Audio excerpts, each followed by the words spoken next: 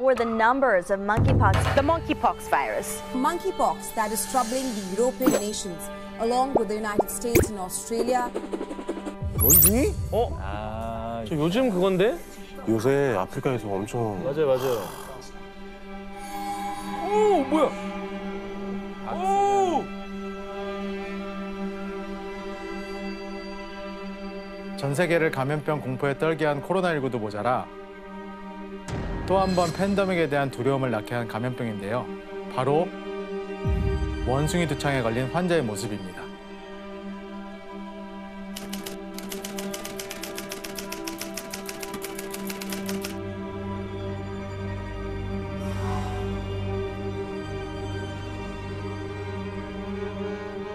영국에서 시작된 원숭이 두창은 최근 일주 사이에 세계 15개 나라에서 벌써 50개국 이상에서 엄청 많이 퍼지고 있어요. 지금 현재 지금도 퍼지고 있어요.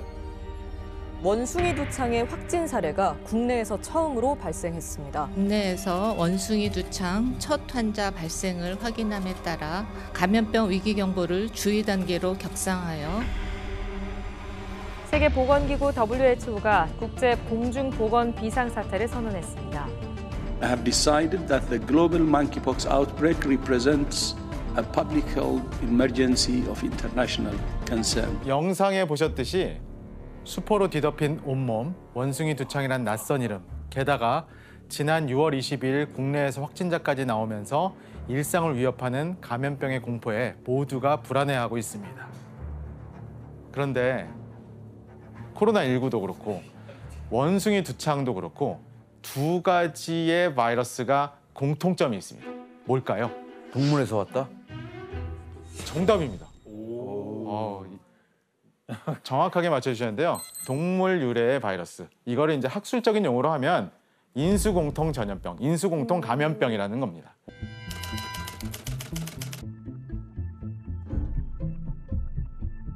동물과 사람 사이에는 장벽이 있어요. 우리가 보이지 않는 장벽이 있어서 동물의 질병이 사람한테 넘어오는 건 쉬운 일이 아니에요.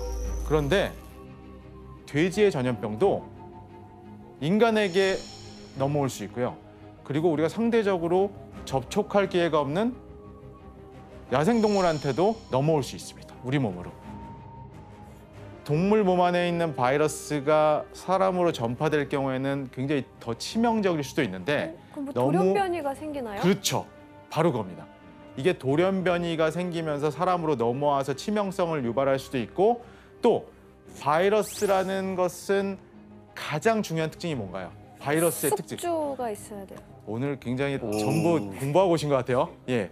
그러니까 바이러스 입장에서는 인간이 얼마나 좋은 숙주가 되겠어요. 왜? 지금까지 어떠한 동물도 이렇게 지구상에 70억 이상 이렇게 대규모로 있었던 적이 없어요. 그러니까 이렇게 오래 살기도 하고 수가 굉장히 많기 때문에 사람이 굉장히 좋은 숙주고 어떤 동물의 몸속에 얼마나 많은 바이러스들이 있는지 알 수 있나요, 없나요? 다 미지의 영역이죠. 언제든지 새로운 바이러스가 튀어나올지 모르기 때문에 항상 인수공통 감염병에 노출이 돼 있다고 봐야 됩니다. 분명한 거는 현재도 또 앞으로도 인수공통 감염병은 사라지지 않을 거라는 거고요. 더 무서운 거는 2070년까지, 그러니까 앞으로 50년 동안 이러한 감염병이 15,000건 이상이 나타날 거라고 예측하고 있어요. 이제는 뭐 종의 장벽의 의미가 없네요. 그렇죠. 1970년대에 콩고 민주공화국에서 이 원숭이 두창이 실제로 사람한테 전파된 사례가 처음으로 확인이 됐습니다. 동물에서 사람으로. 동물에서 사람으로, 그렇죠.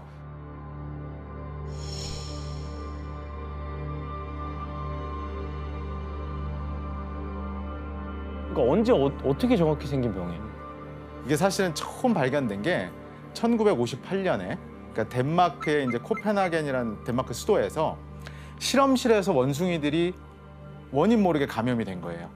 근데 증상을 딱 보니까 천연두하고 굉장히 유사한 그런 모양을 나타내고 있어서 그때 이제 처음으로 원숭이 두창.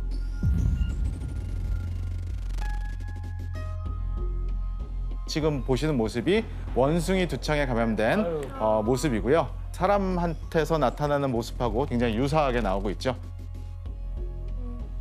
그러다가 주로 중앙아프리카 또는 서아프리카 이런 데서만 발병을 했던 풍토병, 그러니까 그 지역에서만 문제가 됐었던 그런 풍토병이었는데 이게 2022년도에 갑자기 그 아프리카를 넘어서 영국, 독일, 스페인, 미국까지 여러 나라로 감염되는 사례가 나타나기 시작한 겁니다. 원숭이 두창 감염 사례가 예기치 않게 유럽이나 미국이나 이런 여러 지역에서 굉장히 빠르게 증가하고 있기 때문에 이에 대한 긴급 상황실도 가동하고 있고 또 고위험군에 적극적으로 백신 접종을 권고하고 있습니다. 그러면서도 표면적으로 드러난 감염자는 실제보단 훨씬 적을 수치일 거라며 숨은 감염자로 인한 폭발력을 우려하고 있습니다. 정확히 저렇게 온몸에 저런 수포들이 올라오는 게 증상이에요? 그 전에 어떤 발열이라든가 이런 전조 증상들은 알려져 있고요. 처음에는 피부 일부가 붉게 변하는 반점이 올라오고 잠복기가 1주에서 한 3주 정도 됩니다. 그래서 이런 반점이 울퉁불퉁해지면서 솟아오르는 것이 아주 주요한 특징이고요. 보통 피부 발진이 나타나고 나서 물집이 잡히기 시작하고 딱지가 생기는 순서로 회복이 되는데 발진이 번져나가면서 열나고 근육통, 두통, 림프절까지 붓는 증상이 나오는 게 전형적인. 경로가 뭐야 이게? 교수님 그러면 그 원숭이 두창이 원숭이한테서만 감염되는 게 아니면 어디서 전파가 된 거예요?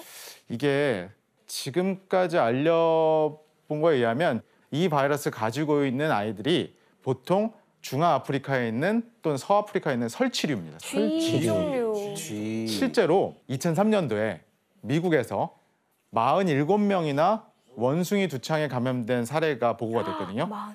근데 역학조사를 하다 보니까 이 전파를 시킨 동물이 이례적으로 굉장히 재밌는 동물이 확인이 됐어요. 한번 보실까요? 재밌는 동물? 무슨 동물이지? 다람쥐야? 되게 정확하십니다. 다람쥐과에 속하는 프레리독이라는 이름 들어요. 프레리독. 예, 프레리독. 귀엽다 근데. 되게 귀여운 애들이에요. 그렇죠.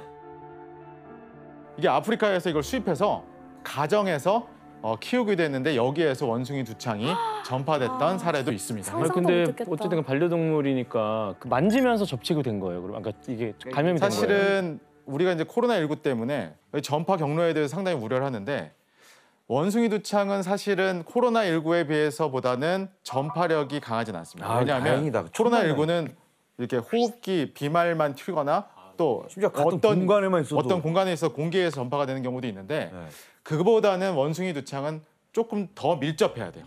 예를 들면 분비물, 그다음에 배설물 이런 거와 직접적으로 접촉이 된다거나 굉장히 밀접한 접촉이 있을 때만 전파가 되는 걸로 알려져 있습니다. 사람들을 죽음의 공포로 몰아넣었던 그런 바이러스인데 혹시 들어보셨을까요? 에볼라 바이러스. 에볼라. 들어봤지.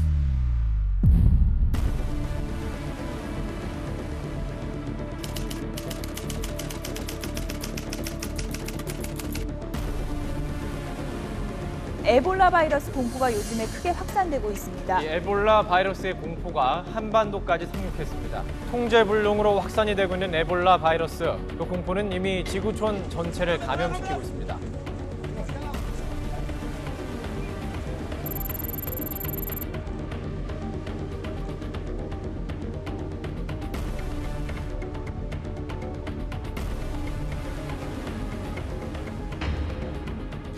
이 에볼라는 그 위험성 때문에 국내에서도 1급 법정 감염병을 분류해서 관리하고 있을 정도고요. 근데 치사율 90%라고 하면 진짜 위험한 병이잖아요. 근데 이 에볼라는 어떻게 해서 생긴 감염병이에요? 인간에게 이렇게 최악의 위협을 가하는 에볼라는 도대체 어떤 질병이길래 이렇게 악명이 높은 건지 에볼라의 증상부터 같이 알아보고 또 이야기를 나누도록 하겠습니다. 네. 뭐야? 왜 그래요? 예, 혈관이 다 파열이 돼버리고요. 좀 굉장히 무서운 사진들이죠. 사실 모든 감염자들이 저렇게 피를 쏟는 건 아닙니다. 자, 그러면은 콩고에서 어떻게 시작하게 되나요? 이게 1976년도에 이제 처음 그 콩고 민주공화국의 얌부쿠라는 작은 마을에서부터 시작이 됐더라고 기록되어 있습니다. 오래됐군요. 이 마을에는 수녀 간호사들이 운영하고 있는 자그마한 병원이 있었는데 어느 날 44살의 이름이 마발로라고 하는 한 남자가 병원을 찾아옵니다. 근데 그 병원에서는 워낙 말라리아가 흔하다 보니까 말라리아라고 생각을 해서 말라리아의 치료제인 퀴닌이라는 주사를 놔줬어요. 그런데 증상이 당연히 안 됐겠죠. 그래서 다시 찾아옵니다. 열이 38도가 넘고 구토, 설사, 탈수, 그리고 거기에 더불어서 코와 잇몸에서 피를 흘리기 시작합니다. 출혈이 시작되는 겁니다. 근데 그런 증상을 거기 의료진도 처음 받고 굉장히 당황했는데 결국 마발로는 죽고 말았어요. 근데 마발로가 갑작스럽게 죽고 난 다음에 더 충격적인 거는 며칠 있다가 그의 가족들도 같이 사망을 하게 됩니다. 마발로 장례 치르고 나서 마발로의 어머니, 장모님 합쳐서 21명 감염됐고 그중에 18명이 사망했는데 그 이유가 바로 특유의 장례 문화 때문에. 염을 했구나, 염을. 그거하고 조금 비슷해요. 비슷한데 마발로의 아내와 엄마가 죽은 마발로의 입과 항문에서 남아있던 음식물 또 배설물을 손으로 다 긁어내서 약간 불순물을 없애준다라는 그런 개념으로 그렇게 감염된 환자하고 접촉이 되고 이런 과정에서 바이러스가 확 퍼지게 됐다라고 알려져 있습니다. 이 마발로하고 그 가족의 죽음은 시작에 불과했습니다. 곧 병원에는 마발로하고 비슷한 증상을 호소하는 환자들이 넘쳐났고 그 중에서는 간호사 역할을 하시던 수녀님들에게서도 감염자가 나타났고요. 그래서 곧 다른 지역의 의사가 병원을 또 오게 됩니다. 그래서 이 상황을 콩고 정부의 관계자들한테 보고서를 작성해서 보내게 되는데 당시 보고서의 내용을 혜성 씨가 좀 한번 읽어주시겠습니까? 네. 증상은 39도 내외의 고열과 소화된 검은 피를 자주 토하고 설사는 죽기 직전에는 붉은 피로만 이루어져 있습니다. 수시로 코피를 흘리고 가슴과 배 통증을 호소하고 불과 3일 만에 죽음에 이르게 됩니다. 굉장히 참혹하고 굉장히 무섭죠. 그러니까 이게 세세한 이 증상을 몰랐어요. 그냥 에볼라라는 걸 걸리면 안 된다라는 것만 알았는데. 너무 무시무시하네요. 그래서 콩고 정부는 조사단을 현장에 파견했고 이들은 현장에서 환자의 몸에서 시료를 이제 채취해서 본격적인 조사에 들어가게 됩니다. 그런데 조사단이 이 안부쿠 병원 현장 조사를 하던 중에 폭발적 확산에 영향을 끼친 하나의 원인을 찾아내는데 그 원인이 뭐였을까요? 폭발적인 원인이요? 네. 손을 안 씻었다? 손을 안 씻었다. 아닙니다. 물! 아닙니다. 너무나 슬프게도 주사기였습니다. 주사기. 썼던 걸로 찌르는 그렇죠. 거. 바로 그겁니다. 당시 병원에는 주사기가 5개밖에 없었어요. 이 주사기 5개로 매일 300명에서 600명의 환자들을 찌르고 또 찌르고 또 찌르고 그러니까 그리고 이렇게 주사기를 돌려 쓴 것도 모자라서 너무 급한 상황이니까 너무 급지. 최소한 불을 붙여가지고 소독을 하는 이런 과정도 생략하고 급속도로 감염이 전파됩니다. 그중에 무려 280명이 죽게 됩니다. 그러니까 90%가 넘죠. 근데 이렇게 콩고에서 빠르게 에볼라 바이러스가 퍼져나가는 사이에 근데 같은 아프리카 지역에 있는 수단에서도 원인을 알 수 없는 감염병이 또 돌고 있다는 보고가 들어옵니다. 수단에서 처음 확인된 사례는 수단의 은자라라고 하는 지역에서 공장에서 일하던 남자가 심한 열, 가슴, 통증, 두통을 호소하더니 또 피 흘리고 입과 코에서 대량의 혈액을 흘리기 시작한 다음에 숨진 일이 발생을 했어요. 이후에 콩고와 수단에서 각각 시료를 채취한 전문가들이 연구를 통해서 이거는 과거에 우리가 한 번도 본 적이 없던 바이러스라고 결론을 내렸습니다.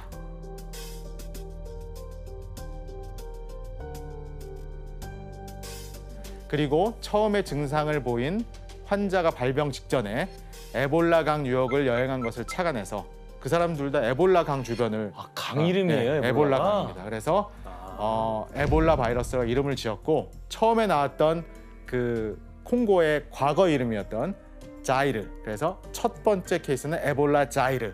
그다음에 두 번째 수단에서 걸렸던 사람은 에볼라 수단이라고 이름을 붙이게 됩니다. 교수님, 그럼 에볼라도 인수공통 감염병이니까 동물한테서 전파가 됐다는 건데 어떤 동물이었어요? 뭐 밀림이 막 우거져 있잖아요. 나무 위에도 네, 나무들이 박쥐를. 굉장히 많고 그렇다 보니까 특히 이 지역에 과일 박쥐, 과일. 영어로 프루트백.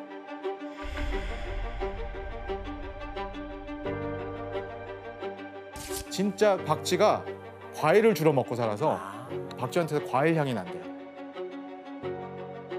또 박쥐예요? 아니 이거 무슨 반려동물 같아 저건. 근데 얼굴이 개나 여우랑 비슷하다고 해서 날여우라고도 불리기도 하는데, 그런데 에볼라가 창궐한 서아프리카 지역에서는 이 과일 박쥐를 즐겨 먹는다고 해요. 박쥐에서 과일 향이 나서 굉장히 선호한다고 그래요. 코로나19도 사실 시작으로 지목된 게 박쥐라고 저희가 다들 알고 있는데 이 박쥐한테서 이런 감염병들이 특히나 많이 나오는 이유가 뭘까요? 일단 박쥐가 어떤 특성이 있는지부터 좀 살펴봐야 될 것 같아요. 이 박쥐가 굉장히 어떻게 보면 재미있고 복잡한 동물입니다. 극지방을 제외하고는 전 세계에 퍼져 있는데 이 박쥐의 종류만 해도 알려져 있는 것만 1,200종에 달합니다. 1,200종. 굉장히 다양하고 그 수도 많고. 그러면 지금부터 박쥐의 종류가 얼마나 다양한지 잠깐 영상 확인해 보고 얘기를 이어나가도록 하겠습니다.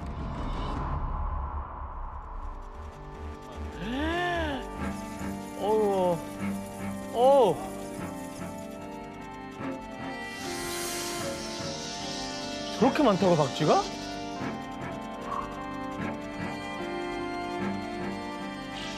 너무 무섭다. 전 세계에서 가장 큰 희귀 박쥐 중에 하나인 황금볕 과일박쥐라고 합니다. 너무 커. 뭐 아니, 왜 옆에 있어? 2.7m 맞아요.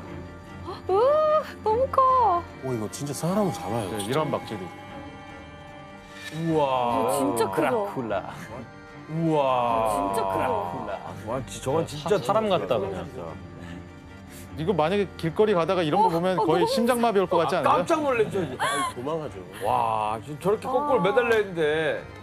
그러면 이번에는 이렇게 큰 박쥐 말고 작은 박쥐도 한번 사진으로 확인해 볼까요? 네. 진짜 조그매. 손가락 한 마디 정도 되는 기네스북에 등재가 됐다는데 세계에서 가장 작은 포유류로 등재된 뒤형벌 박쥐라고 합니다. 네. 또 이제 사진 보신 것처럼 코가 이제 잘 튀어나와 있는 것도 예, 있고. 코가 튀어나왔죠. 돼지코 모양이라서 키티 돼지코 박쥐라고도 불려요.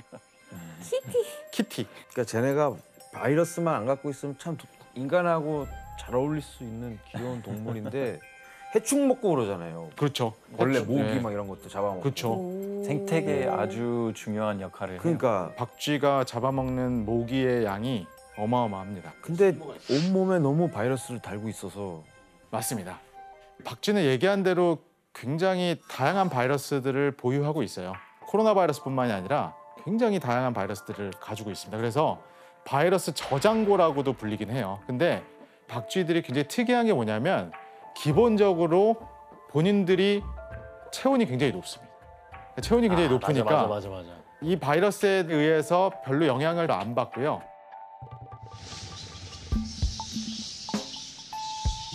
박쥐는 본인들의 면역 체계가 굉장히 특이해요. 가지고 있는데 병은 유발하지 않는. 그러나 박쥐의 특성상 먼 거리를 비행을 하거든요. 굉장히 먼 거리를 날아다니니까 얘네들이 이런 다른 동물에게 전파할 수 있는 이런 확률이 높아지게 되는 거예요. 근데 이제 여기서 저희가 꼭 짚고 넘어가야 될 중요한 하나의 사실은 박쥐가 범인, 박쥐한테 모든 거를 책임을 전가할 수는 없을 것 같아요. 왜냐하면 아까도 지적했지만 박쥐는 생태계에서 상당히 이로운 활동을 많이 하고 그 꽃을 피우게 하고 해충을 잡아먹고 이런 것들을 하는데, 근데 문제는 야생에서 살아야 될 박쥐가 살 곳을 점점 잃어버리게 하니까 불도저가 밀림을 밀고 들어가면서 자꾸 개발을 하잖아요. 자기가 살고 있던 숲이 파괴가 되니까 이렇게 살 곳을 잃어버린 박쥐가 자꾸 사람 쪽으로 접근하게 된 것이 바이러스가 우리가 가까워지게 된 그런 영향이 된 겁니다. 게다가 이 바이러스는 돌연변이가 일어나면서 얼굴을 바꿔서 예상치 못한 시기에 또 나타나는데 1970년대에 아프리카에서 있었던 굉장히 특색 있는 아프리카의 풍토병 에볼라 바이러스, 이게 시간이 흘러서 2014년도에 또 나타납니다.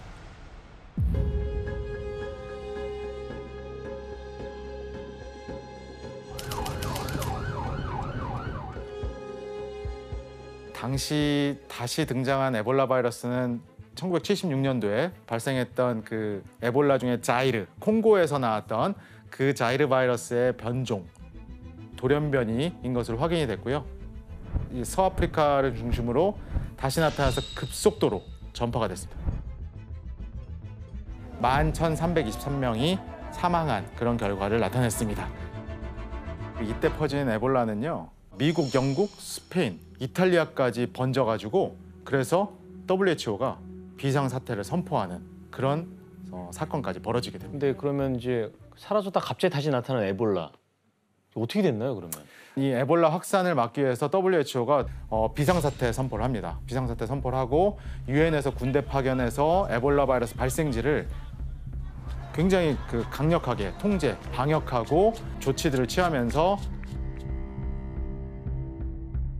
2016년 에볼라가 점점 잠잠해지고 WHO는 서아프리카에서는 에볼라가 종식됐다라고 선언을 합니다. 그런데 콩고민주공화국에서는 올해도 에볼라로 사망한 사람이 발생했다는 소식이 전해졌습니다. 아직도 에볼라 바이러스의 위험성이 완전히 사라진 건 아니에요. 그만큼 인수공통 감염병이라는 거는 언제든지 바이러스 변이를 통해 다시 나타날 수도 있고 완벽한 정복은 거의 불가능하다고 할 수 있습니다. 그리고 실제로 인수공통 감염병의 역사에서 충격적인 팬데믹을 일으키고 사상 최악의 사망자 수를 기록하며 20세기 전 세계를 초토화시킨 감염병이 있습니다. 우리가 인수공통 감염병의 역사를 얘기할 때 이거 빼놓고는 얘기할 수가 없습니다. 1918년부터 1920년까지 2년 만에 전 세계 5천만 명이 사망했던 그런 충격적인 결과를 낳았던 스페인 독감입니다. 스페인 독감?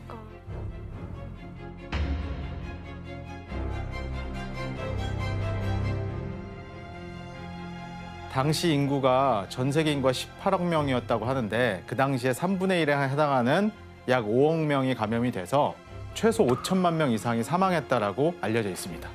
이런 엄청난 숫자의 사망자 때문에 인류 역사상 최악의 의학적 홀로코스터라고 평가하기도 합니다. 그만큼 치명적이고 충격적인 그런 감염병입니다. 근데 그렇게 많은 사망자를 낳은 스페인 독감은 어떻게 시작된 거예요?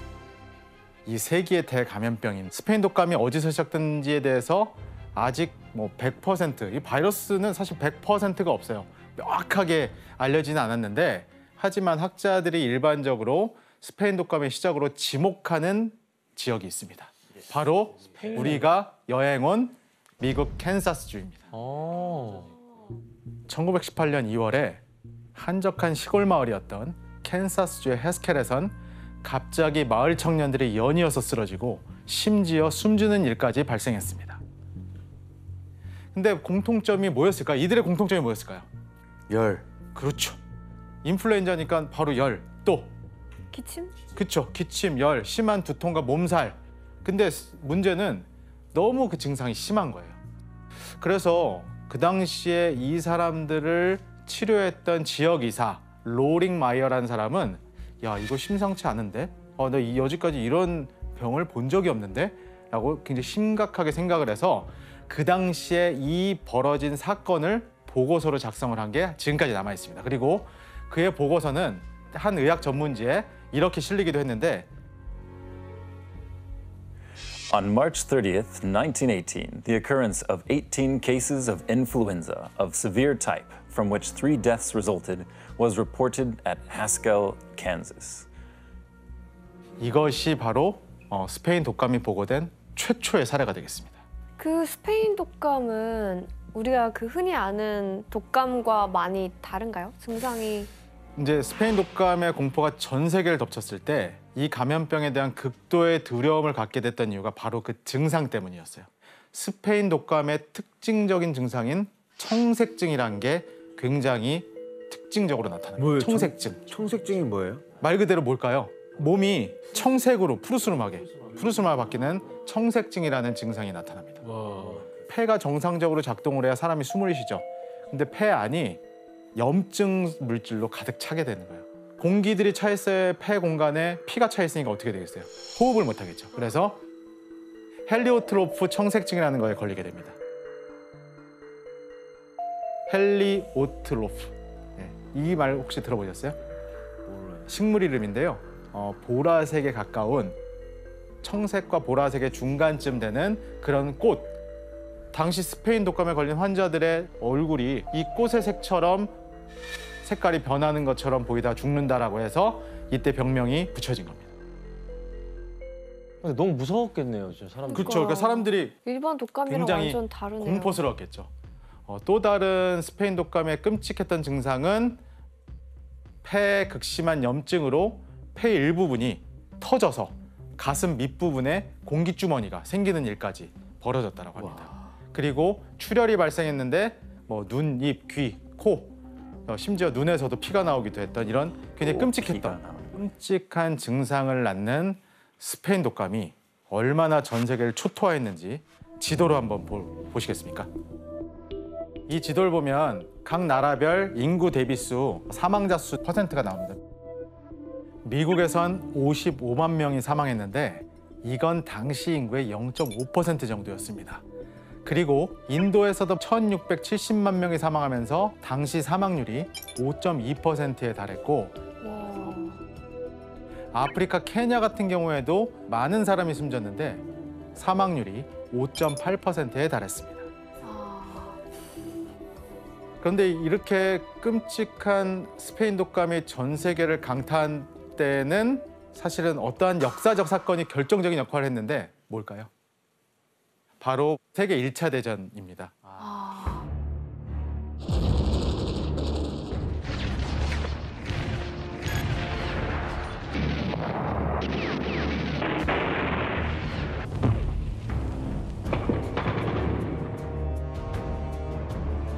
스페인 독감의 정식 명칭은 1918년 인플루엔자예요. 1918 인플루엔자인데 1918년이 세계 1차 대전의 막바지였습니다. 그렇다면 1차 세계대전 중에 스페인 독감이 어떻게 퍼져나갔는지 한번 그 과정을 한번 같이 볼까요? 처음에는 미국 캠프 펀스턴 시작으로 미국 전역의 다른 군사 캠프로 확산이 되고 대서양 건너서 프랑스, 독일, 벨기에 같은 서부전선 국가들로 쫙 퍼지게 됩니다.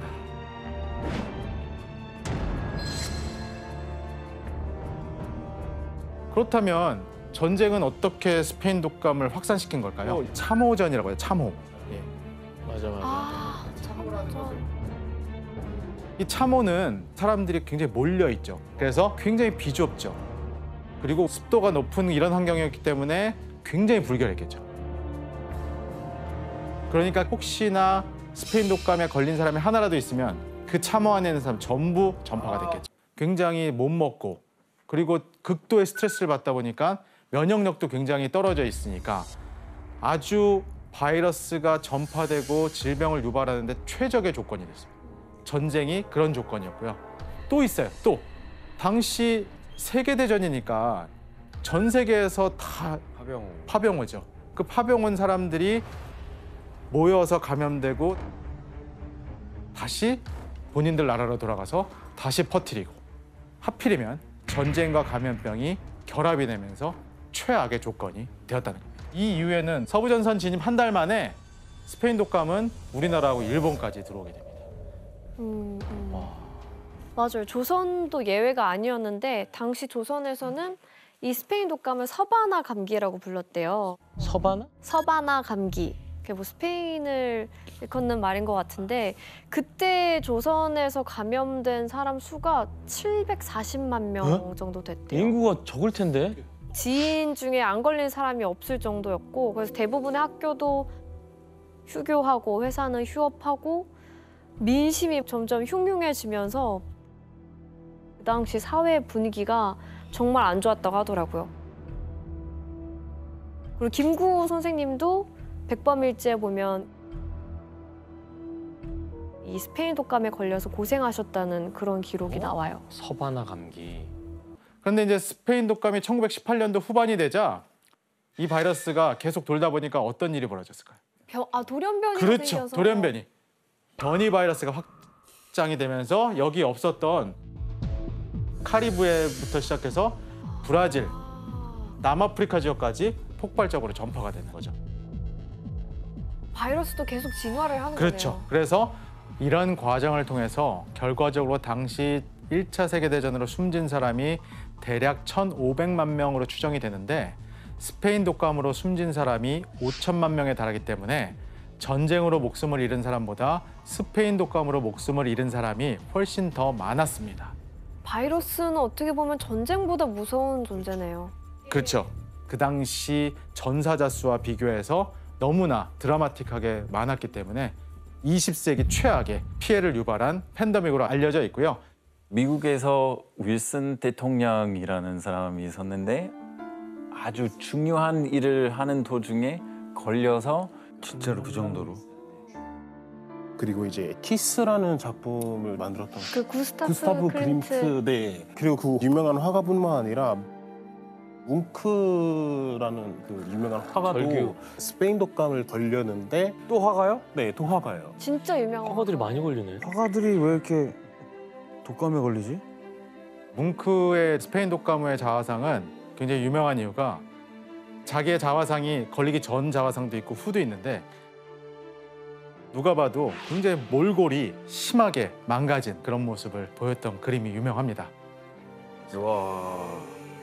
특히 죽은 희생자 중에 대부분이 65세 이하였고 특히 20에서 45세 굉장히 건강한 사람들이 전체 사망자의 60%였어요. 와. 왜 그럴까요? 이 단어를 기억해서 사이토카인 스톰이라는 사이토카인 스톰. 그 코로나 때 기사에 많이 나왔었어요. 그렇죠. 사이토카인이라는 게 우리 몸의 면역을 적절하게 유지하기 위해서 필수적인 건데 나이가 드신 65세 이상의 분들은 면역 체계가 젊은 사람보다 안 좋아요. 그러니까 이 인플루엔자에 감염이 되고 나서 면역 반응이 약하게 나와요.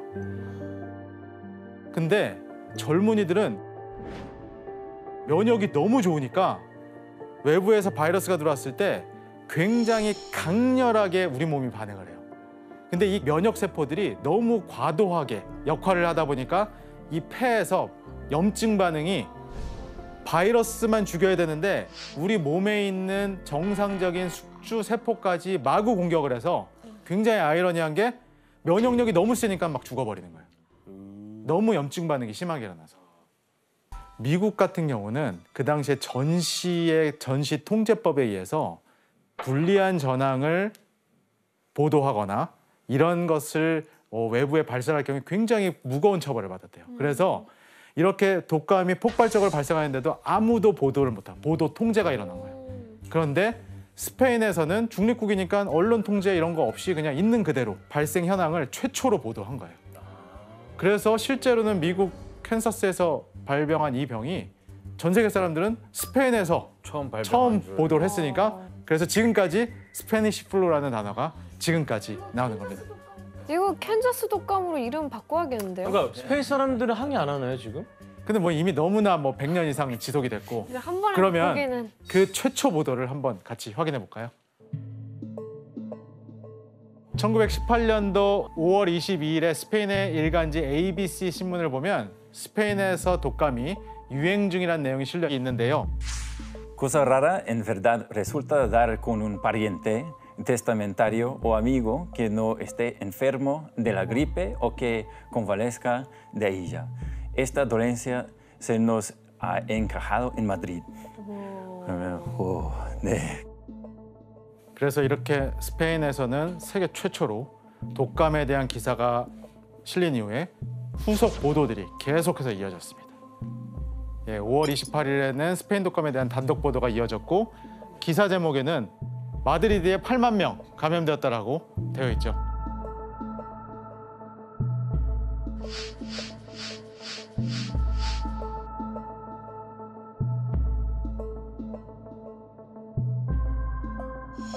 이런 보도를 통해서 스페인은 엄청난 질병이 발생한 나라가 됐고 그 병 이름이 스페인 독감이 돼버린 거예요. 사람들 사이에서 유행하기 시작한 게 있었는데 뭐였을까요? 마스크? 그렇죠. 마스크입니다. 와우. 코가 다 뚫려 있는 것 같은데? 그럼 마스크 같이 생기지 않았는데? 거즈 여러 겹을 겹쳐 만든 마스크였는데 미국 오레건주에서는 이렇게 신문 광고를 통해 마스크 쓸 것을 적극적으로 권고했는데요. So wear a mask. We appeal to your civic patriotism to cooperate with us in our effort to stamp out the Spanish influenza.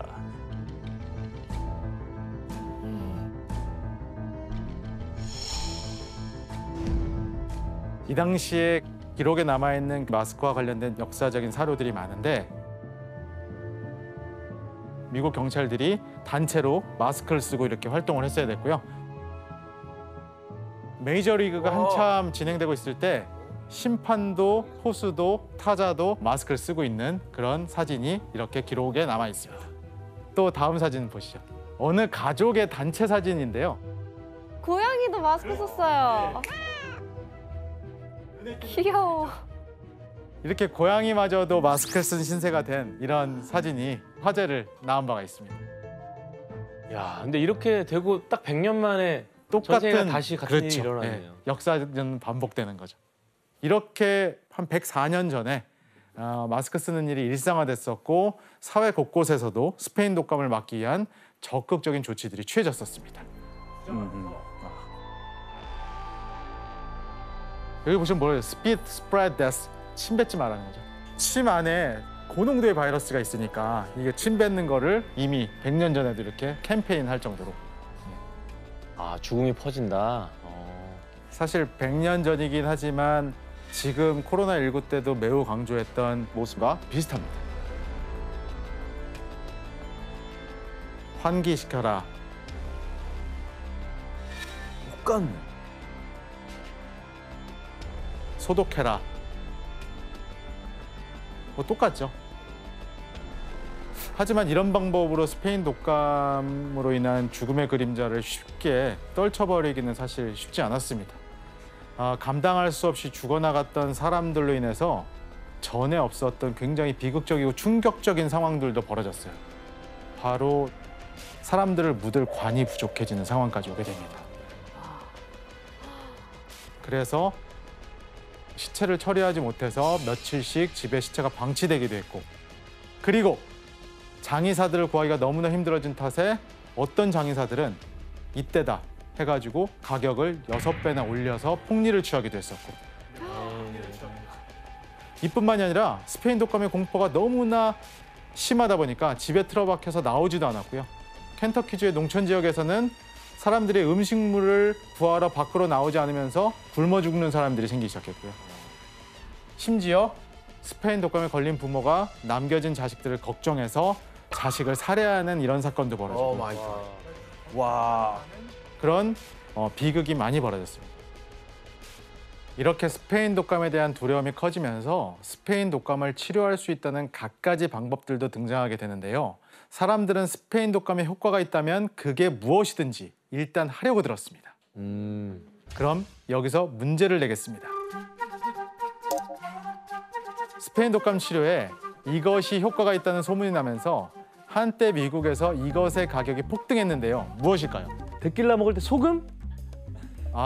약간 주객이 전도됐어요. 술 마실 때 먹는 게 뭐지? 정답!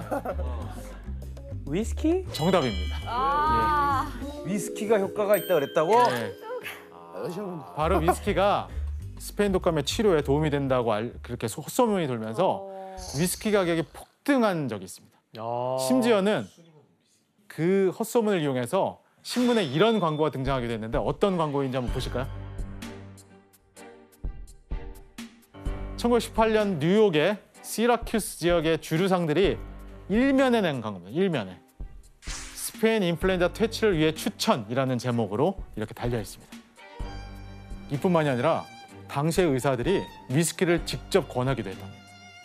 의사들이요? 네, 그래서 심지어 다른 나라에서도 스페인 독감 치료하는데 술이 도움이 됐다고 생각을 했던 것 같습니다. 덴마크나 캐나다에서는 처방전이 있어야만 술을 구입할 수가 있었고요. 폴란드에서도 브랜디의 약효가 뛰어나서 스페인 독감에 도움이 된다라는 그런 믿음이 있었다라고 합니다. 지금 어쨌든 스페인 독감은 없어진 거예요? 그렇죠. 확산 시기가 이제 극렬하게 나타났다가 어느 순간부터 잠잠해지기 시작을 했습니다. 근데 이게 소멸한 이유는 100% 정답은 아직까지 모른다. 그런데 집단 면역이라고 하는 워낙 그 많은 사람들이 감염이 됐기 때문에 바이러스가 소멸의 단계로 갔다라는 인식을 많이 하고 있고요. 특히나 이제 또 걸린 사람들이 사망하게 되면서 이게 이제 자연적으로 소멸하는 그런 과정으로 갔다라고 지금 추론되고 있습니다. 이게 어떤 동물에게서 전파된 건지는 밝혀졌나요? 그 당시에는 전혀 몰랐죠. 이게 도대체 당시에 심지어는요. 이게 바이러스에 의한 건지도 몰랐어요. 그 당시에는. 그런데 이제 스페인 독감이 사라지고 거의 87년이 흐른 다음에 밝혀졌습니다. 2005년도에. 그 실마리는 영영 못 풀 거라고 생각을 했는데요. 미국 병리학 연구소의 그 제프리 토벤버그라고 하는 박사하고 병리학자인 요한 훌틴이 알래스카에서 정답의 실마리를 찾습니다. 알래스카에서. 그럼 여기서 또 문제를 한번 또 내겠습니다.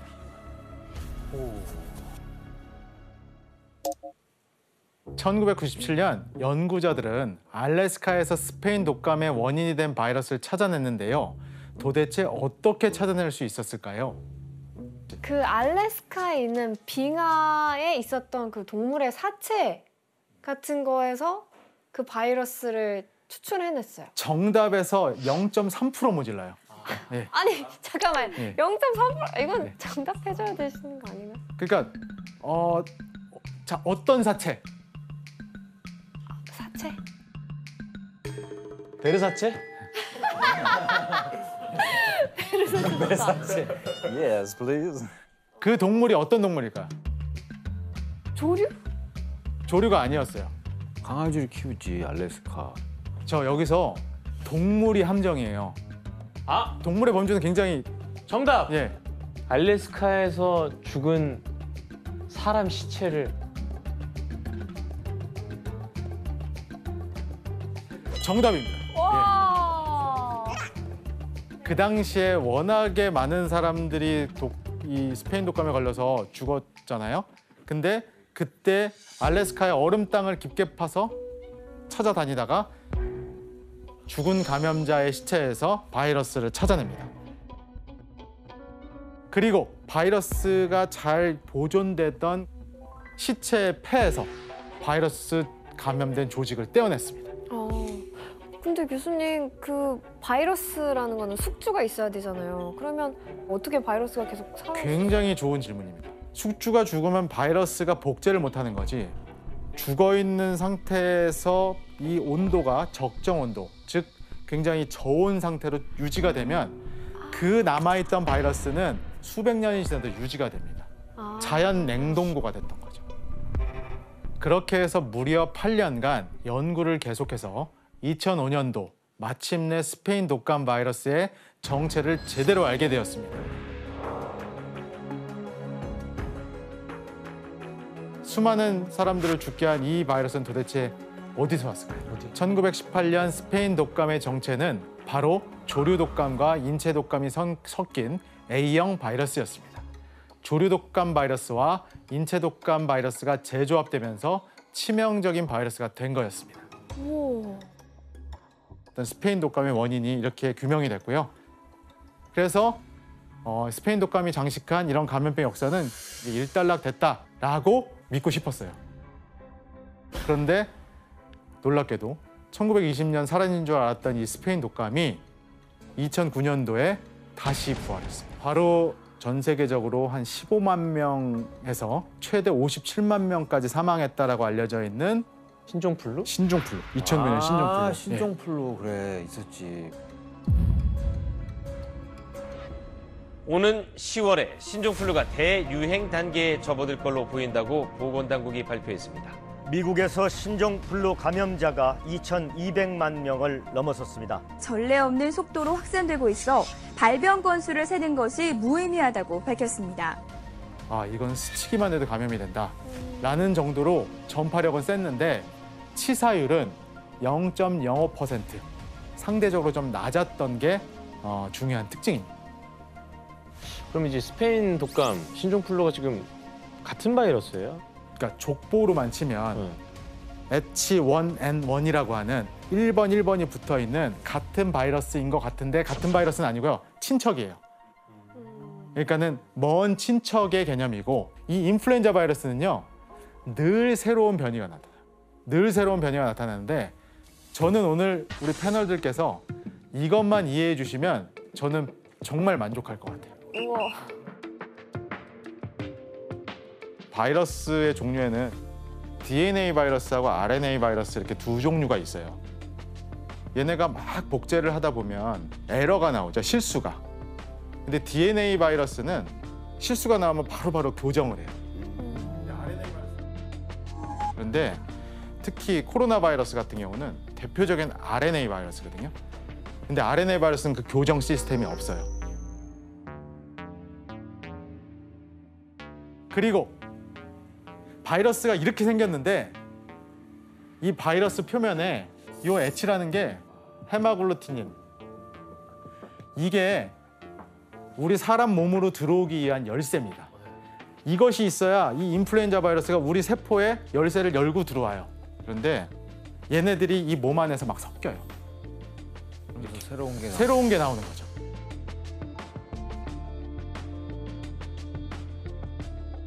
그러니까 인플루엔자의 돌연변이는 끝도 없이 연구지. 끝도 없이 만들어줄 수 있는 거죠. 그리고 저희 인플루엔자 백신을 매년 맞죠. 이러니까 매년 맞는 거예요. 매년. 이게 너무 짜증나는 거잖아요. 매년 백신을 맞아야 돼. 그래서 지금 연구하고 있는 분야가 이 유니버설. 아예 한 번 맞아서 평생 안 맞아도 되는 그런 백신을 만들자. 유니버설 백신이라는 게 지금 연구가 많이 진행이 되고 있습니다. 신종플루를 전파한 거는 이번에도 조류였나요? 이게 항상 조류면은 또 대응할 수 있는 방법을 찾을 텐데 2009년도 신종플루는 돼지에서 왔습니다. 그래서 사실 돼지는 이 인플루엔자에 있어서 돼지가 굉장히 중요한 매개체를 하는데 돼지가 조류에도 민감하고 사람의 거에도 민감해요. 약간 매개체 역할을 하나요? 그렇죠. 자 보세요. 조류에서 사람으로 가는 경우도 드물게 있어요. 아주 드물게 있긴 하지만 매우 드물어요. 근데 그것도 사람 간에 그렇죠. 전염되지 않은. 예, 사람 간의 전파도 잘 안 일어나요. 왜? 아까 헤마글루틴이 뭐다? 열쇠. 그러니까 열쇠가 안 맞아요. 조류하고 사람은 열쇠 구멍이 안 맞아. 그러니까 조류는 조류끼리, 사람은 사람들끼리인데 이게 희한하게 돼지가 여기에도 잘 받아들여, 사람 것도 잘 받아들여, 돼지 몸에서 막 서로 섞여. 그럼 어떤 일이 벌어져요? 돼지에서 그렇죠. 또 새로운 바이러스가 뿅 하고 나오겠죠. 이 바이러스가 섞여가지고 새로운 바이러스가 튀어나와서 2009년도 신종플루가 나온 거예요. 조류, 돼지, 사람이 콜라보해서 만들어진 그렇죠. 바이러스. 네. 그런데 이제 최근 들어서 대규모로 유행하는 인수공통 감염병들을 보면 최근에 뭐 때문에 문제예요? 코로나. 그렇죠. 바이러스. 코로나죠. 코로나. 2002년도 사스, 다음에 2015년도 유독 우리나라에서 문제가 됐던 메르스, 그리고 2019년도 연말부터 발생해서 아직까지도 문제하고 있는 이 코로나19, 코비드-19, 이 세 가지가 모두 코로나 바이러스들이죠.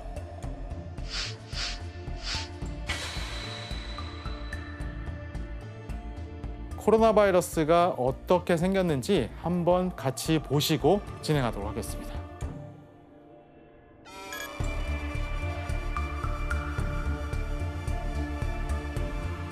태양의 코로나 현상이라는 것이 나타나는 그 돌기를 갖고 있다고 해서 코로나 바이러스라고 지었습니다.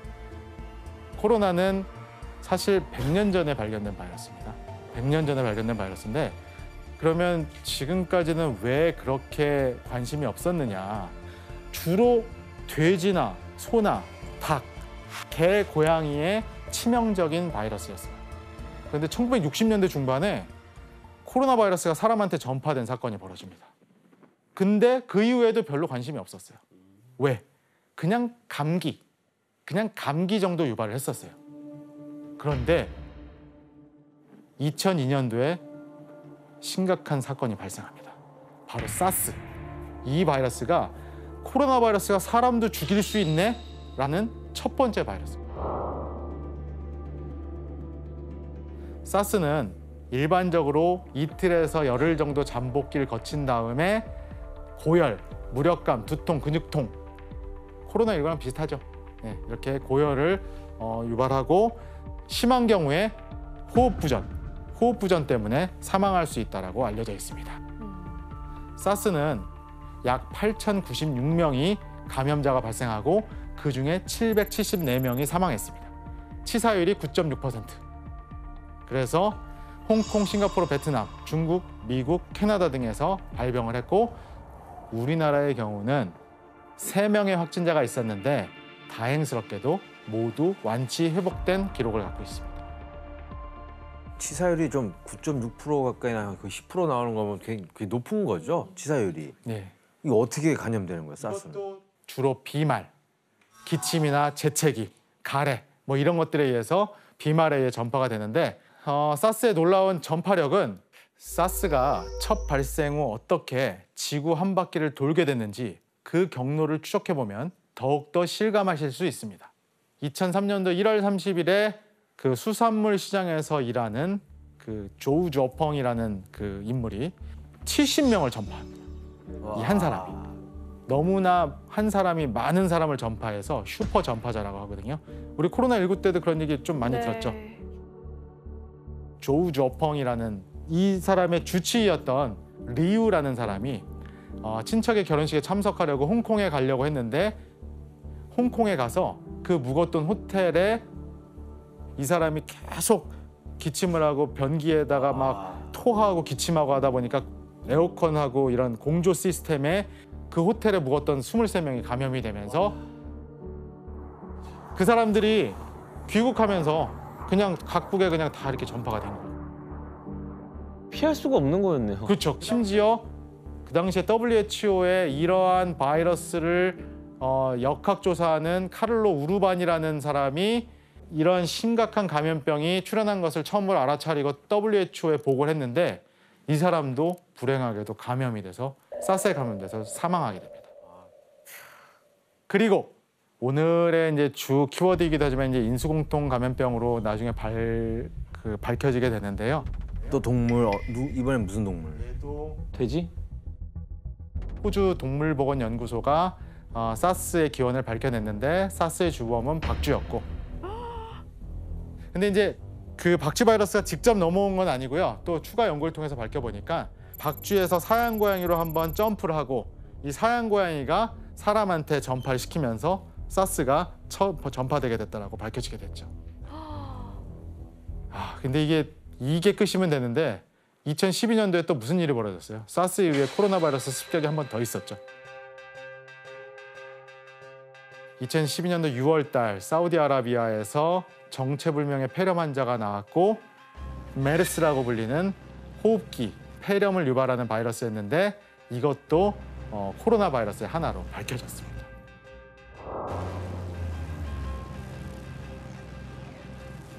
(2012년) 처음 발견된 메르스는 2015년도 6월까지 약 23개 국가에서 1,142명이 발생을 했는데 이 중 465명이 사망해서 치사율은 약 40% 정도라고 알려져 있고, 근데 이제 메르스는 치사율도 높고 매우 무서운데 정말 예기치도 않게 우리나라에서 너무 많이 퍼져가지고 38명이 사망하는 이런 결과가 있었습니다.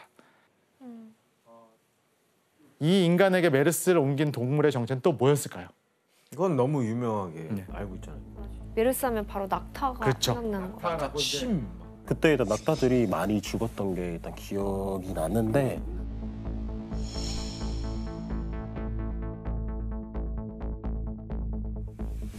근데 그 낙타도 사실 나중에 알고 봤더니 얘도 마찬가지로 박쥐에서부터 박쥐에서 낙타, 낙타에서 사람 이렇게 전파가 된 걸로 확인이 됐습니다.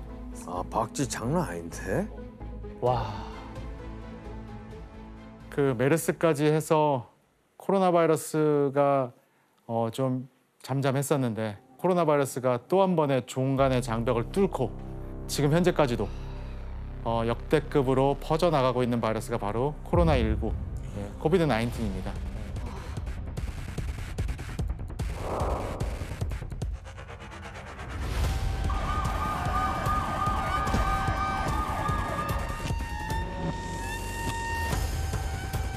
This is the first pandemic caused by a coronavirus.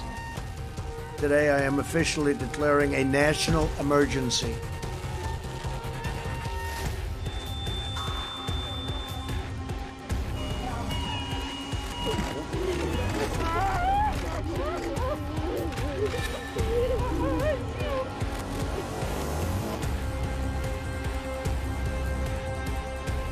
국내에서도 결국 코로나19 오미크론 변이 감염자가 처음 나왔습니다. BA2.75 국내에서 첫 확진자가 나왔습니다. 예전에 오미크론 처음 들었을 때가 엊그제 같은데 이 오미크론이 계속 변이해서 돌연변이가 또 지금 계속 돌고 있어요. 돌연변이가 언제 끝이 날지 바이러스를 연구하는 저도 예측이 불가할 정도로 그래서 긴장해야 되는 타이밍이고요. 그런데 이제 이런 상황에서 불행한 사실은 코로나19 이후에 지금도 현재 진행형이지만 앞으로 이런 일이 또 벌어지지 않을 거라고 장담할 수 있나요? 장담할 수 없다는 겁니다. 접하게 될 수 있어요. 코로나19 이후에는 우리가 또 어떤 바이러스와 접하게 될 수 있을까요? 한번 표를 보실까요? 90일이라는 게 뭐예요? 점수. 그러니까 발생할 가능성을 점수화시킨 건데 1등이 라사 바이러스. 라사 바이러스? 들어보셨어요? 라사 바이러스? 처음이에요. 잘 못 들어보셨죠? 우리가 사스가 1등이지 않겠어? 사스코브2 이것이 코비드-19이? 아니에요. 2등으로 밀려났어요. 라사열이 1등으로. 좀 뭔데요? 어디 있는 거예요, 저것도? 이게 나이지리아 라사 마을에서부터 유래한 거예요. 그 라사 바이러스에 감염된 들쥐에서 전염되는 거고요. 라사열이 위험한 건 감염된 사람 중에 80%가 무증상이래요. 그 뭐예요? 무증상이면 뭐가 위험해요? 나는 멀쩡하니까 돌아다니면서 막 전파할 수 있다는 거죠. 그래서 위험성이 크네. 나이지리아 기준만 봐도요. 2022년 5월 달 기준으로 라사열 때문에 150명이 사망했답니다. 치사율이 거의 20% 가까이 돼요. 그래서 이 라사열을 제2의 에볼라라고도 부릅니다. 치사율이 높기 때문에. 근데 이제 문제는 이것도 아직도 백신이 없어요. 치료제도 없고. 아니 4위 뭐예요? 4위. 맞아, 그것도 보고 있어요. 4위. 서울 바이러스. 뭐야? 예. 서울? 예. 대한민국 서울 바이러스. 오, 충격적인데요? 그 서울 맞습니다. 그 서울에서 시작돼서 서울 바이러스라고 한 건 아니고요. 한탄 바이러스, 한탄강에서 발견한 그 바이러스인데 우리나라에 이제 그 최근에 돌아가셨는데 그 이호황 교수님이라고 한탄 바이러스를 처음으로 발견하셔서 백신까지 개발했던 아주 위대한 업적을 가지신 학자가 계세요. 이게 이제 그 서울에서 서식하는 시궁지에서 세계 최초로 발견하면서 이것도 서울 바이러스라고 쥐에서? 이름을 갖게 됐습니다. 얘도 앞으로 나올 위험성이 큰 상위 랭커입니다. What? 저런 거는 지명을 붙이는 게 그렇게 반갑진 않네요. 그렇죠. 예. 이제 과거에 옛날에 발견이 됐기 때문에 이렇게 이름을 붙이는 거고요. 예기치 않은 혐오나 낙인 효과가 있기 때문에 지금은 하지 않습니다. 그렇다면 우리가 인수공통 감염병의 위험성에서 벗어날 방법은 정말 없을까요? 궁금해요. 인수공통 감염병이 사라지는 건 모든 숙주가 없어지면 없어지겠죠. 근데 그게 현실적으로 가능할까요? 그런 의미에서 일러스트레이션을 하나 보실까요? 이런 그림을 뭐라고 그러죠? 이거 머그샷. 머그샷, 그렇죠. 범죄자들, 범인들을 데려다가 놓고 찍는 건데 뒤에 보시면은 좀 눈썰미가 있으신 분은 눈치챘을 거예요. 뒤에 이거 뭐예요? 세포, 코로나 바이러스. 코로나 바이러스 모양이죠. 아까 제가 뭐라고 그랬어요? 코로나 바이러스는 이미 동물들에서는 굉장히 흔한 바이러스였다. 돼지에도 있고 박쥐, 밍크, 고양이 다 코로나를 갖고 있죠.